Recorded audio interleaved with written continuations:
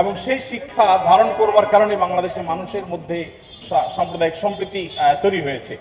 আমরা আমাদের আশেপাশের বিভিন্ন জায়গা থেকে সাম্প্রদায়িক সম্প্রীতির যে নাসিহা শুনে থাকি, উপদেশ শুনে থাকি, সেই সমস্ত জায়গায় যখন দেখি যে সংখ্যালঘুরা নির্যাতিত হচ্ছে, আঘাতপ্রাপ্ত হচ্ছে এবং দলে দলে তাদের উপাসনাগুলো ভাঙা হচ্ছে, আমার মনে হয় সেই জায়গাটাতে আমাদের মনোযোগ দেওয়া দরকার। আমাদের দেশে সংখ্যালঘু ভাইরা তারা নিরাপদ আছেন, নিরাপদ থাকবেন, তাদেরকে নিরাপদ রাখবার জন্য আমাদের সরকার যেমন কাজ করছে, ধর্মীয় নেতৃত্ব তারা তাদের জায়গা থেকে কাজ করছেন। তো আমরা মূলত এই বার্তাটা মাননীয় প্রধান উপদেষ্টা মহোদয়কে আমরা দেওয়ার চেষ্টা করেছি যে আমাদের জায়গা থেকে আমরা ঐক্যবদ্ধ আছি, ঐক্যবদ্ধ আমরা থাকবো। আমাদের হিন্দু, মুসলিম, খ্রিস্টান, বৌদ্ধ সবাই ভাই ভাই হয়ে আমরা এই মাটিতে আমাদের প্রিয় দেশকে এগিয়ে নিয়ে যেতে চাই।